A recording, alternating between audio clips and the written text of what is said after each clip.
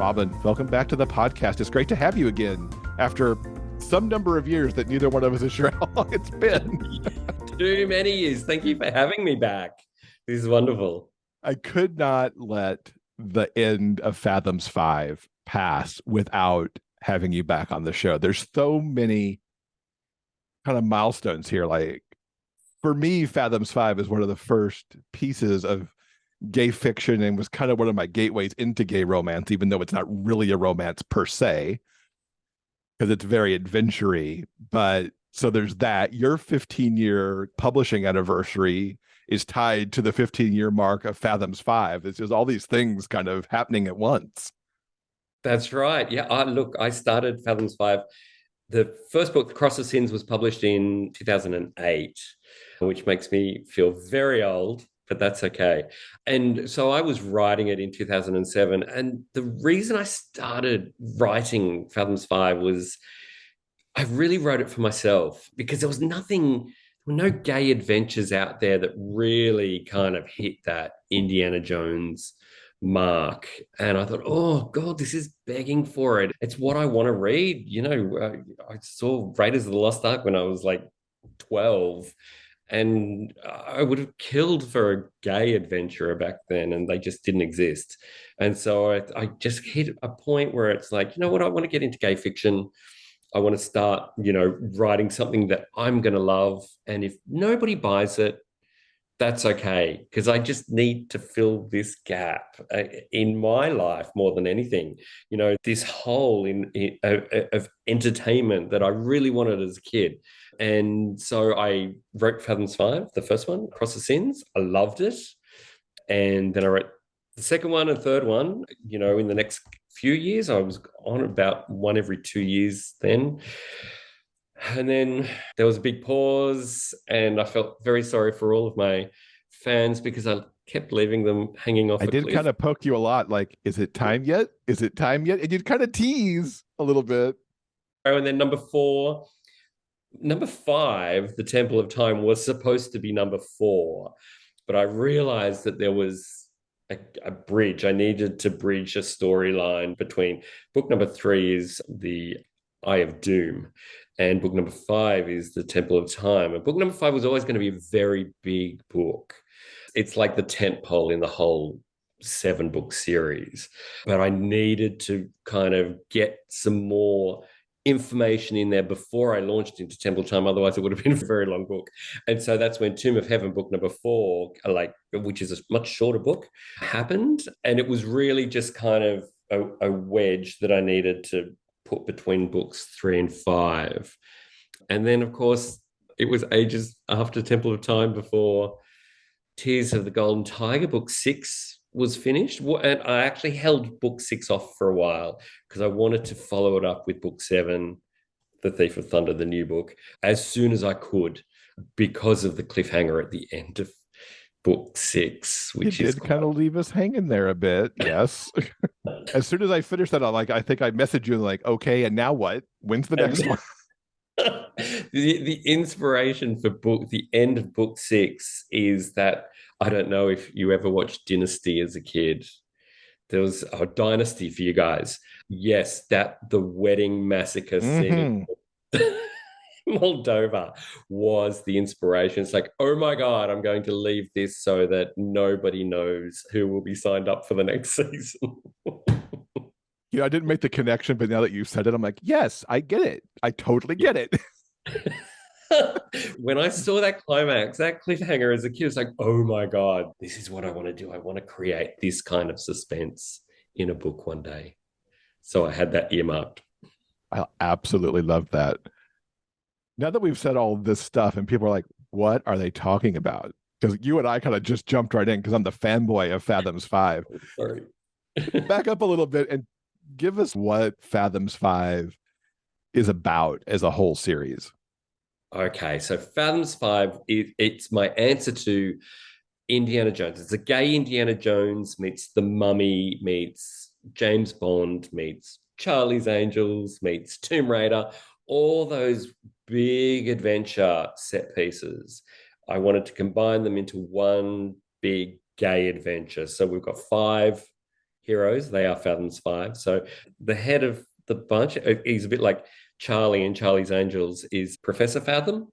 And he has five hot, hunky heroes who he sends out on big adventures, and they all have different strengths and they come together as a team. So there's that found family feel that I really wanted to get across. And each book is an adventure that they need to solve, but there's also a few really big overarching storylines that cover the entire seven books. There are villains in early books who, have their big villainous moment in later books. And there's a couple of very big subplots that run throughout the whole series. And then right at the end, oh, let's have some weddings. I was so happy about that because that kind of leans into some of the gay romance because these five, over the course of the books, they each find their person. And some find it early in books 1 and 2, some find it later, but you get to have that nice arc with them on their romance as they keep moving towards those weddings that we finally, get in the last book. Yeah, you've got to fall in love when you're saving the world. That's how Exactly. it works. So that's Fathoms 5. It's total escapism. They're big roller coaster rides. I know they're exhausting to read back to back, and they're exhausting to write as well. We're going to talk about that a little bit too, because I can only imagine. They're very chunky, yeah, very technical, very, yeah, adventure is very, it's a mechanical beast to write. And so, yes, to read them is, you have to buckle up and you have to take breaks. But yet it's a totally bingeable series. Like you could sit down and decide to binge a bunch of Indiana Jones movies, for example, because of the ride that they take you on. And I think the series kind of moves along in that fashion too, where you could get a big tub of popcorn and just sit down and instead of a popcorn movie, have a popcorn book. Yeah, and that's 15 years of Robin's life in a day. There was recently a reader contacted me and she had never started them. And she literally read the first 4 books in one go and said, I have to stop, like literally in a day, and said, I have to stop. I'm taking a little break. And then I'm going to read the next 3. And she took a break for a few days and then devoured the last 3. And she was very happy. She was in a zone, that's for sure, in a very big action-packed zone. And I'm glad you mentioned James Bond because I really feel like parts of Thief of Thunder, without giving away probably no spoilers because of what's on the cover of the book anyway, we are in space. And then some of this was like Moonraker. This is Moonraker in a lot of ways. Yeah, Moonraker was the first James Bond movie I ever saw when I was a kid at the movies, and I don't know, James Bond back then. I know it was campy, Roger Moore, but gosh, they were so much fun. And Moonraker was such a big idea, stealing space shuttles to build your own, empire out in space. And I thought, oh, I would love to end Fathoms 5 on that. And as this woman who binged crazily, she said in her last review, in her review of Thief of Thunder, book 7, she said, well, they've been all over the world, so it kind of makes sense to take them out into space now. Well said, person who binged the books, because that's absolutely right. They have to go somewhere else off world now.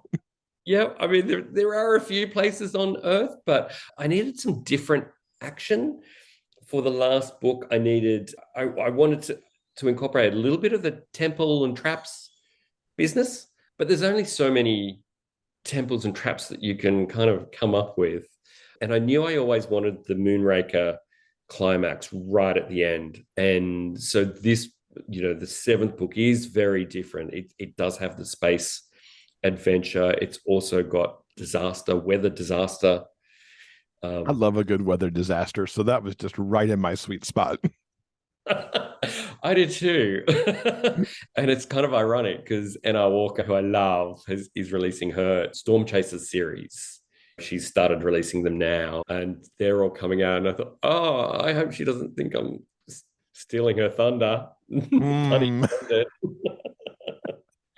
but, but I did have the big disaster, the big weather disaster stuff planned out many years ago. And it was a lot of fun to write, I have to say. I have to imagine it was, because it was just a blast to read, seeing what was going to happen next and who was going to end up kind of like maybe just washing down the street for a minute. I loved when I started researching there's a big New York disaster scene. And when I started researching that and I discovered I've never been there, this is, writers can use their imagination, the Intrepid Museum. I thought, oh my God, that is so perfect. Why hasn't that been used in a movie before? That Probably licensing, but but in a book, go for it. Yeah, and yeah. budget. The great thing about writing a disaster scene in a book is your budget is zero, as opposed to a movie. Having lived there for a number of years, I'm like, okay, I understand exactly where we are. I've been to the space shuttle museum thing on the Intrepid. Yes. So I understood all of that. So for me, it was like, this is awesome. I mean, in the same way that I watch a movie like The Day After Tomorrow Yes. and just appreciate, like, oh, that wave just took out my house right there. My apartment building, gone. I could appreciate the disaster that was unfolding.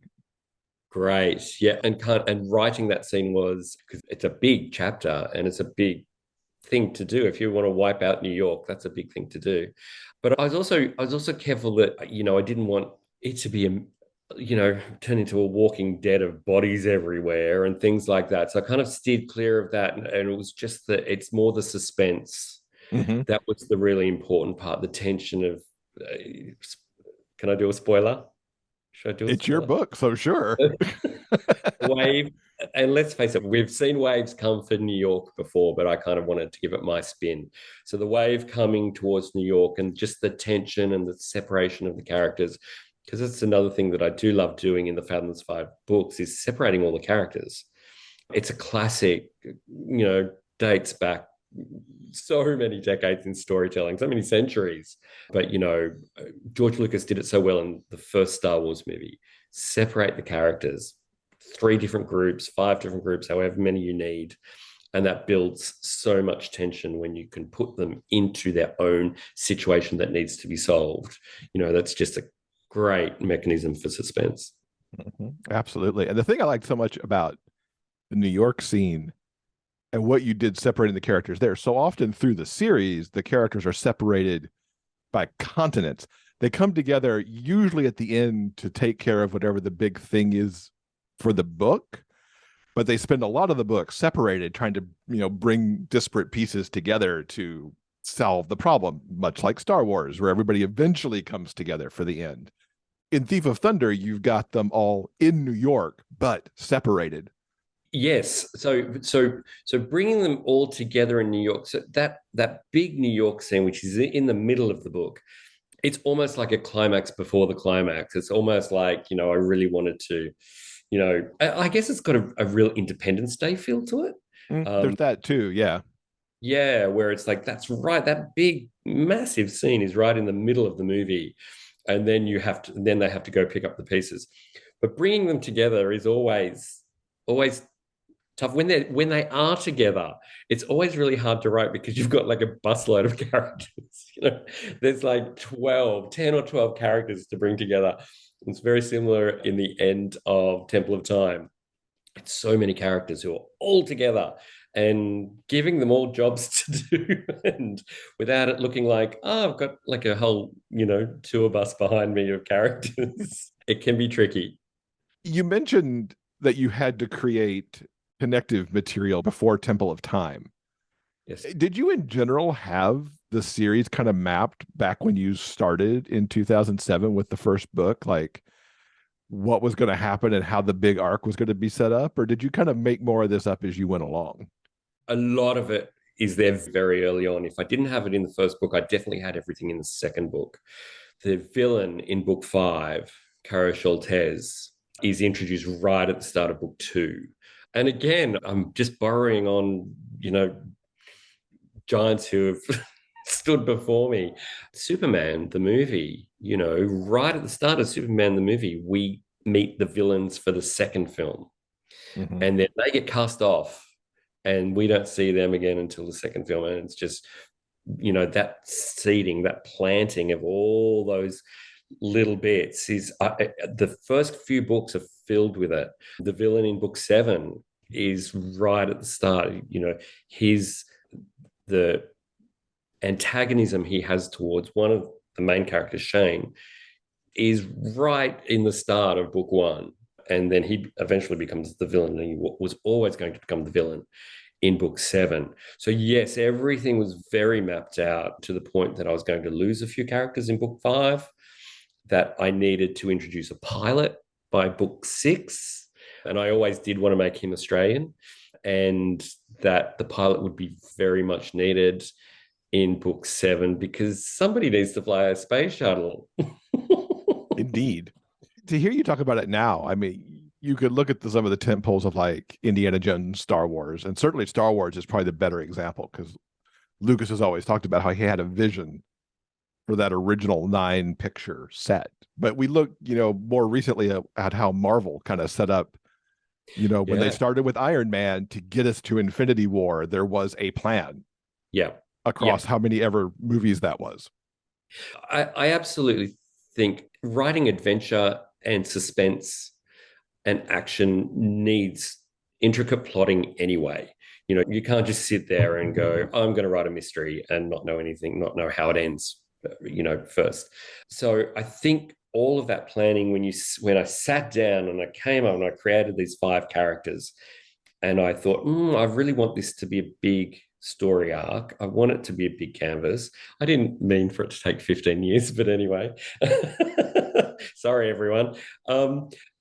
I planning and plotting are essential. There's absolutely nothing in that entire 7-book series that isn't there for a reason. And it all, I think if you were to reread it again, you'd pick up so many clues really early on about things that are coming later in the books.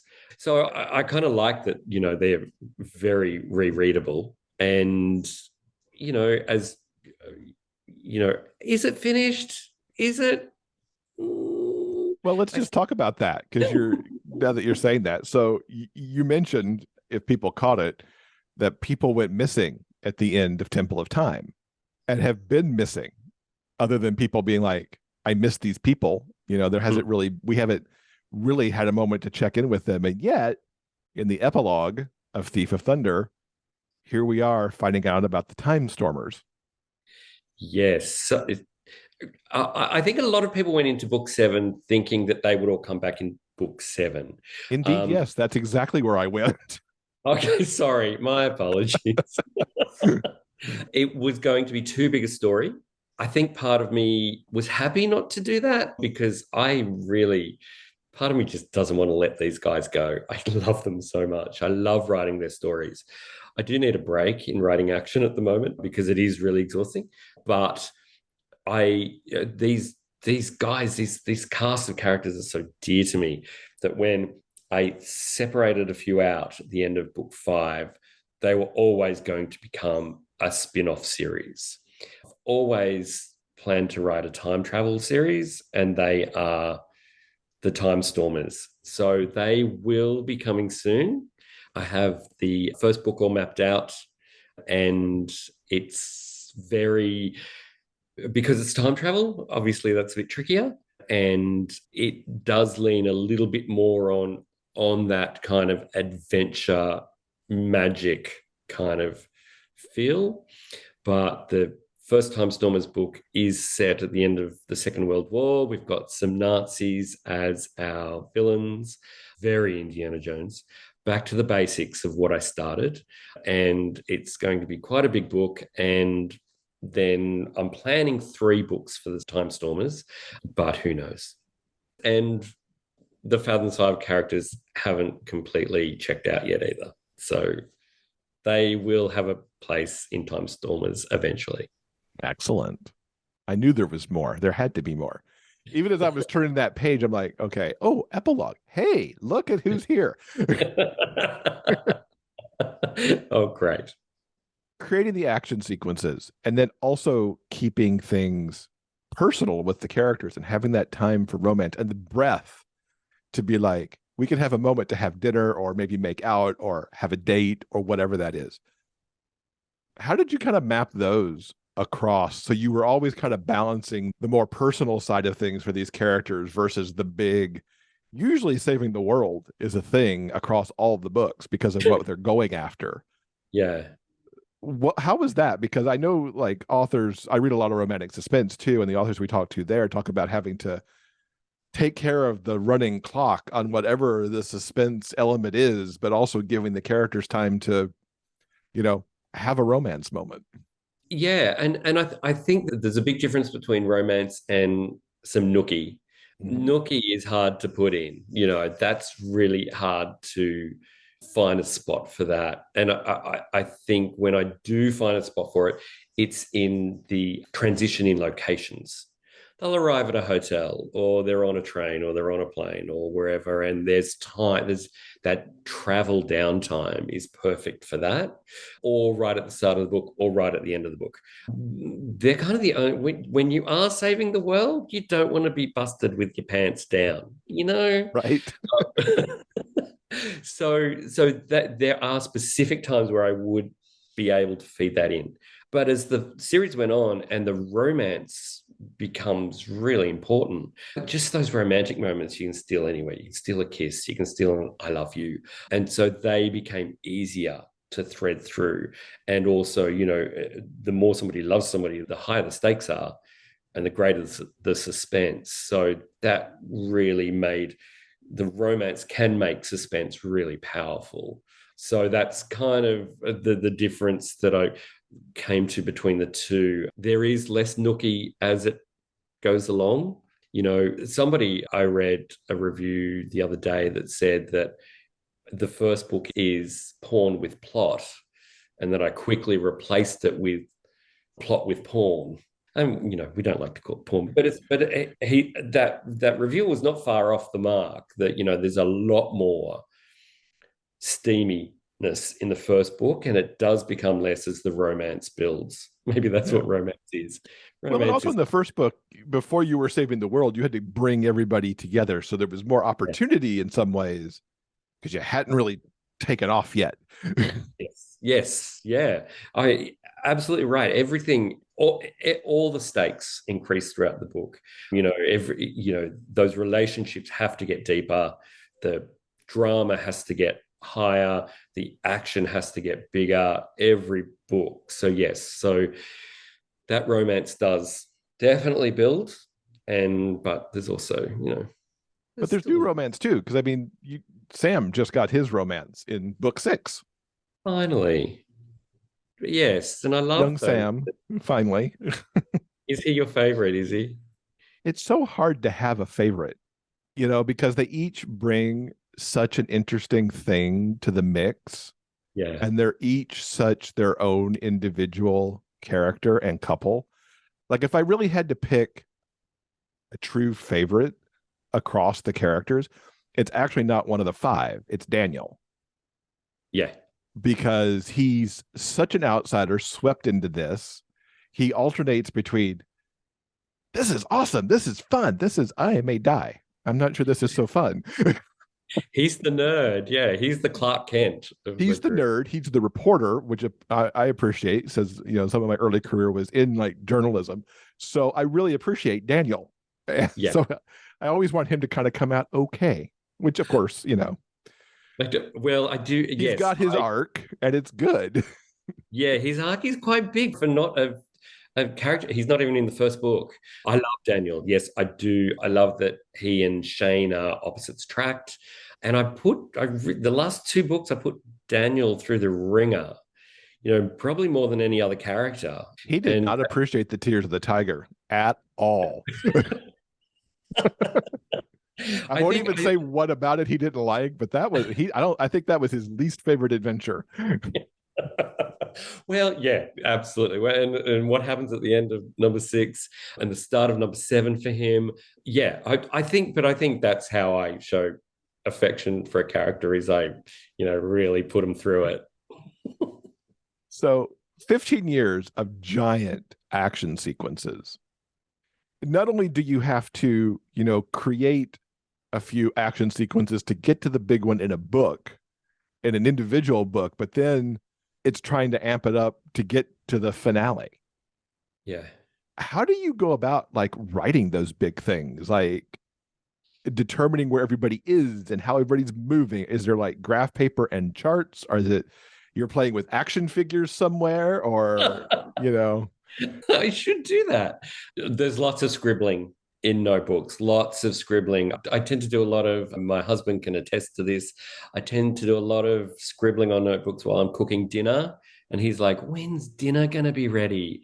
Like, oh, soon. I'm just going to get through this. It's, yes, lots of planning, lots of, again, amping up. Amping up is really difficult when I've got to kind of do better than the last action sequence. I hit a point in Temple of Time again, book five. That book was in my head, that perfectly in my head for years and years before I wrote it. And that's got some really big action sequences in it in the middle where I separate everybody. And three of the characters have somebody who's very personal to them, who they need rescued in a very precarious, diabolical, we're going to kill you, Batman kind of way. Way back to the plots that the Riddler had to kill Batman in the old TV series. So there was, those were very complicated action sequences, and I love them. They're my favorite in the whole series. But then when I hit book six and I needed to come up with stuff, I was, oh wow, gosh, what do I do? But I find a good way through that is to look at where we are, look at what is relevant to that culture or that region, and then use that in the action. So, for example, when I get to book six and they're in India, and there's a big scene where they need to cross a gorge with vines. And I was like, oh, this isn't enough. It's not enough. I need more in this to make it exciting. And then I thought, oh, okay, well, we're in India. There's lots of cobras in India. Let's kind of put cobras in the vines that none of them are expecting until they're halfway across the gorge. So using that cultural or regional, world and pulling pieces out of that to add into the action is always fun. Do you have a favorite scene or moment? And it could be an action sequence or, some other moment between the characters kind of across the whole series. I do. I love, again, back to Temple of Time. So everything about Temple of Time is about time, obviously. It begins with a scene at Big Ben, the clock, and clocks and time are all the way through the book. It's a metaphor that stretches right through the book. And the villain, to distract the Fathom's five men from getting to their goal, he kidnaps three characters, and so three other characters have to go save them. And each character is put into a different ancient form of a clock that can kill them. So one is a water clock, and there's potential of drowning. One is the air clock, and there's a bomb attached to it. And one, is that right? Bomb attached to the air clock. And one is a wind clock. And so it's a windmill, in the Netherlands, and the character is hoisted up by a noose. And so these are really intricate, ancient devices. The water clock, especially, I had to do a lot of research on water clock which is in Morocco. And so these ancient devices are used to put literally a ticking clock on whether these characters will live or survive, whether our characters can save them in time, and what will happen. And they're all in very different locations around the world, different weather systems. It was extremely intricate to write, and there's lots of chopping between the scenes because all of this suspense is happening at once. And it literally was You can't get any more literal than saying this is a ticking clock suspense scene. I really love that you picked Temple of Time for your favorite, because for me, the finale of Temple of Time Yeah. was just a mind-blowing sequence in the temple and how the temple worked and how they had to move through the temple. The whole thing was just like, oh my God. Oh, I'm so glad. I love that climax. And again, because there's so many characters in that climax, it was quite difficult to write because there were so many moving pieces. And it was such a big climax because you've got Professor Fathom finally has a moment where he can, he's normally the old guy who's in charge of everything. He finally has his moment where he can, right a wrong from his past, and he's the one who deals with the villain in the end. But you've got all the other characters in this moving temple where anything can happen. Yeah, it's crazy. It's crazy, that one. Yeah, but it's so fun.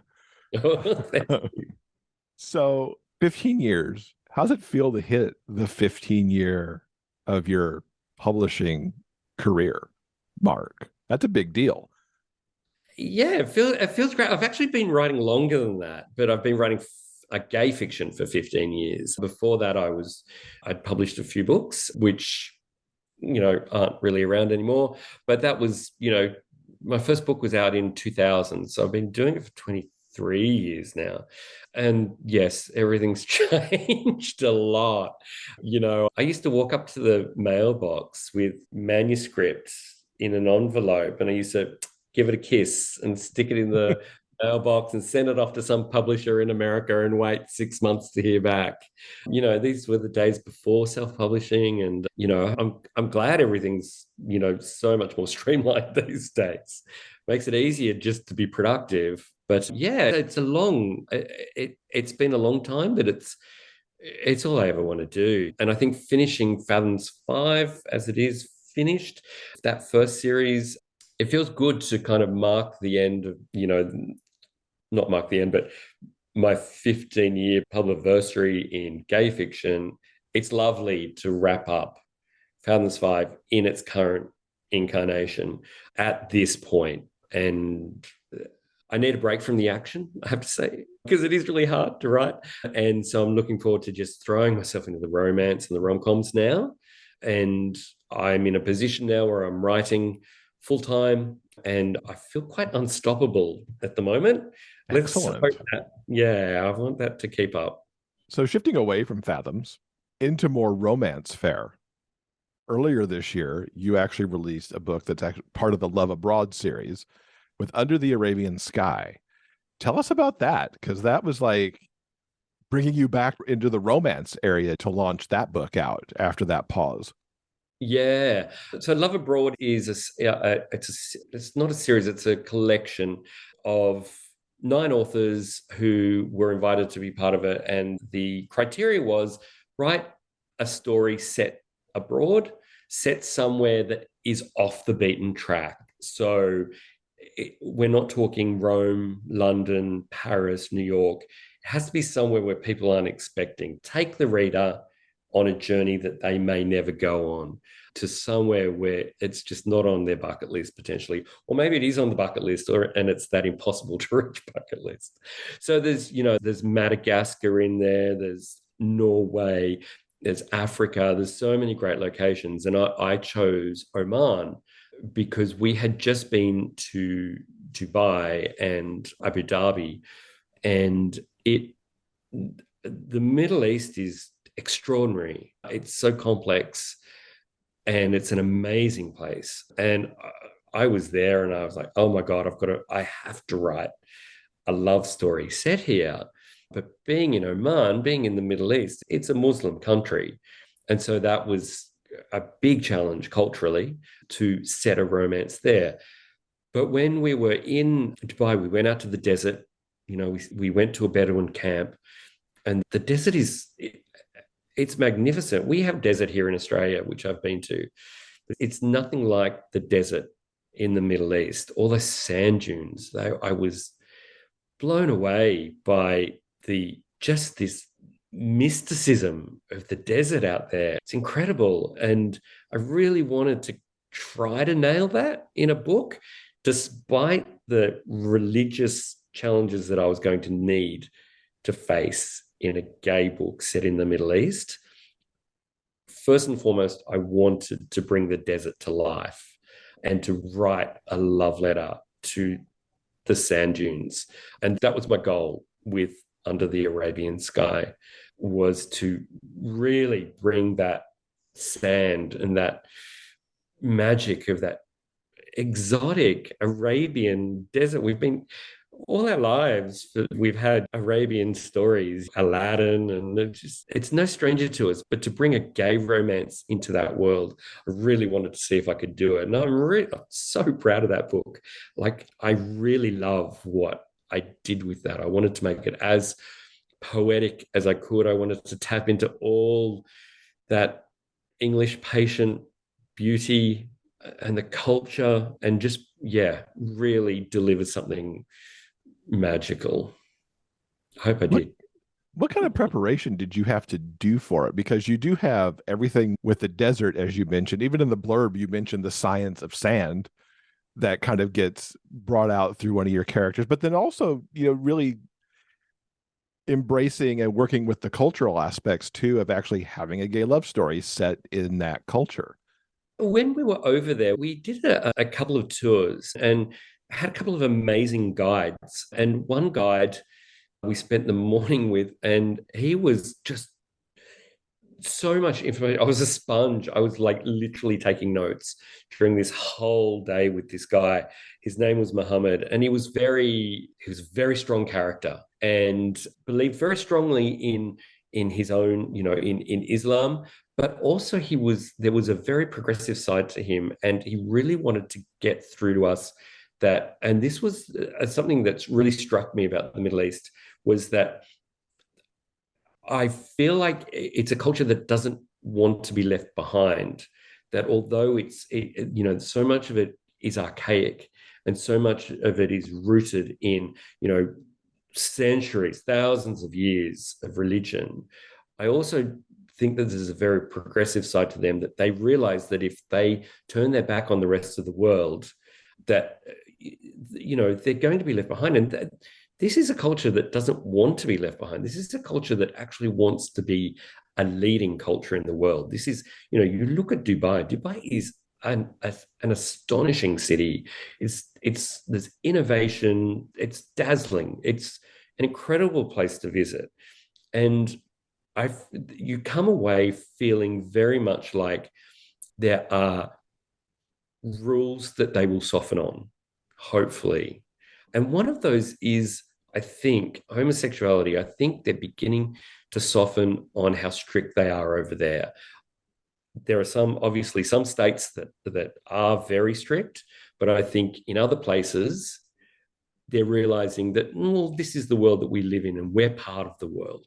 So we can't put blockages up in certain things. I still wouldn't want to, walk down the street kissing my husband, but gosh, there's lots of other places in the world you can't do that as well. But I felt very much like this. He spoke very openly about homosexuality and homosexuality in the Islam culture, and the difference between home and religion. Sometimes that marries together, and sometimes it doesn't. And that's one thing I really wanted to get through with the book, with Tariq, who is the Omani character in the book, with his family, that home isn't necessarily a place that needs to be governed by religion if it doesn't work for that family. So that's one thing I wanted to explore. And I just had lots and lots of questions for him. And it wasn't just about homosexuality. It's all about the way, women are treated in the Middle East. I honestly think there's big changes happening over there. And I just kind of wanted to pick up the challenge and go for it and see if I could write a book that didn't offend anyone and was kind of true to where they're at the moment. And now you've got another book on its way out that'll happen actually a week after this interview drops, with Heartless. Just continuing your role of putting books out in 2023. And this Yes. time it's an MMM story too. Gosh, that was hard. Is this your first to do as MMM? It is. And it might be my last. Wow, it's really tricky doing three. Yes, it's my first MMM, Heartless. I love it. I love this book. It took more out of me than I thought it was going to. Having three characters, it's set in New York, because I do love New York, and it's set in the real estate game in New York, which is very high end, very cutthroat, very lots of wealth. And the first character you meet, Ashton, he's a very successful realtor, and he has a great career going, and he's worth an awful lot of money. He has an assistant, Bailey, who's secretly in love with him. And then a new guy comes into the firm. His name is Jax. And Ashton is immediately threatened by Jax because he's cool and charming and could take all the business away from Ashton. So that's how the book begins, but it doesn't end anything like that. Each character has their secret that they're keeping from the other characters. A threesome forms between them, but there are much bigger pieces at play. The tagline for the book is "Love is a three-piece puzzle." So there's I can't give too much away, but I And can not only is it certainly. MMM, but it's also workplace. So they have to deal with a whole bunch of dynamics too. And I love a Yeah. good workplace kind of romance scenario. And yes, it's enemies to lovers, it's opposites attract, it's lots of hurt comfort. There's backstories that it's not one of my rom-coms. It's a very serious romance with other aspects to it. That's all I can say. What can you tell us about the aspect that you mentioned that the writing of it really took it out of you? And I imagine it was probably different than how an action sequence from the Fathoms books also kind of drained you in a way too. Yeah. So the Fathoms books, I know it's coming. This one took me by surprise. This was not a book I was planning to write. I've got 40 books I'm planning to write, all lined up. But this is one of those, and we all know as writers, there's always one that goes, "Hi, I'm new, and I'd like to be written right I'm now." going to jump the line. Yes. This is a big line jumper. This one jump straight to the front of the line, and I wrote it in about a month, and very different to Fathoms 5. I didn't have a plan at all, and so the plan was formed as I was writing it. I just had this thing where I wanted to write about the New York real estate market, and that greed is good kind of theme that then falls apart by the end because love is good at the end. But the characters did that thing where they ambushed me and they needed to go in a certain direction. And before I knew it, this corporate romance, it's extremely moving at the end. Like it's a tearjerker. So it really shifted fast, and it had a mind of its own. And I love it. I love this book. I love the title. I love that Heartless is, it's all about being anything but heartless in the end. Wow, can't wait to read it. Sounds so good. Oh, And a tearjerker on top of it. So anything else you want to kind of tease us about, like beyond Heartless? I mean, we know Time Stormers is out there somewhere. I'm going to pretend like it's in 2024 somewhere at least. What else can you maybe tease us about what's coming in that line of 40 books you've got to write? Well, I've got another book coming after Heartless. I'm about a third of the way through now. It's another romance, and it involves a character with a disability. So it's quite a serious romance, and I'll be putting up very soon. Actually, by the time this comes out, the teaser place card will probably be up and ready. I'm hoping to have that out in September. And then after that, I'll do a Christmas Yay, story. Christmas. We love writing Christmas stories. It's so much fun. So I've got a little Christmas story. Well, it'll be a novel, and it's a family set kind of, that whole family chaos at Christmas kind of story. And then after that, I'm going to write the fourth Billionaires book. So The Billionaire's Boyfriend came out a few years ago, and that the next book was The Billionaire's Wedding, and the next book was The Billionaire's Wish. So The Billionaire's Paradise is the fourth book, and I'm taking all those crazy, funny, lovely rom-com characters to Hawaii. Oh, nice. So that'll be fun. You And need to do that'll, a research trip to Hawaii, right? oh, let's do it. I'll meet you there. But that will wrap up the Billionaires series as well. So everything will be nicely closed off there, and they're going to have a baby. So, Oh, nice. yeah, it's cute family little finish. Excellent. Looking forward to all of that. So, as we wrap up, we love to get recommendations here. What have you been reading or watching lately that our listeners should be checking out? Okay, I'm really slow. I don't know if I don't know if I think I should be getting the recommendations because I'm really slow off the mark. I have just started this, which I'm loving. N.R. Walker's Dear Milton James, which is fun and romantic and sexy, and I love her writing. So I'm doing that. I'm actually doing that at the same time that I'm reading Call Me by Your Name, which I started a few years ago, and I picked it up recently, and it's like, wow, gosh, it's so heavy. Gosh, it's so full. It's so chunky, the language in that book. And so that's kind of why I'm switching between the two. Nice. I need something light. I need something heavy. I think the only way I made it through Call Me by Your Name, and I said this on the podcast back when the movie came out, because I think I read the book. I think I read it before the movie, but maybe it was right after the movie. Either way, I did the audiobook. So then I could have it read to me rather than having to parse through all of that myself. It's very chunky, like getting, once you're in his head, it's wow, there's a lot of thoughts going on in there. Yeah, Yeah. it's brilliant. It's beautifully written, Mm. but it's a big read. I like that you can go over to N.R. Walker, which is a much more easygoing, because N.R. Walker just has that nice vibe about Oh, the work, and you can just kind yeah, of get lost over there. absolutely. Yeah, I love her stuff. And what am I watching? We're currently watching something Australian, which you might not have over there. It's called Deadlock. It's brilliant. If it comes over, watch it. We nearly didn't watch it. And it's a series, it's a cop series about a serial killer set in Tasmania in a very small town, and everybody's a lesbian. And everyone's either a lesbian or a lesbian hater, and there's a serial killer on the loose. And it's hilarious. It's so funny, but it's thrilling at the same time. I think it's genius, and I'm addicted to it. So if that does come over to America or wherever you're watching, anyone in Australia, watch Deadlock. It's fantastic, and hopefully it does go international. Now we all have something to watch, and we could check out something Australian. So that'll be fun. Great. Excellent. Thank you for that.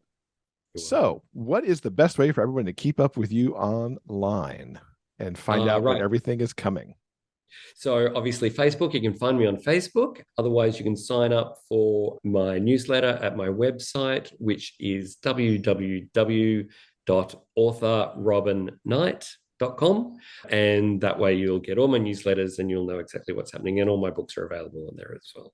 Or you can find me on Amazon. All my books are on KU. So it's one nice, easy place to find me. Fantastic. Robin, it has been so awesome catching up with you. Thank you for finishing Fathoms 5. And I can't wait to read some of this new stuff that's coming too.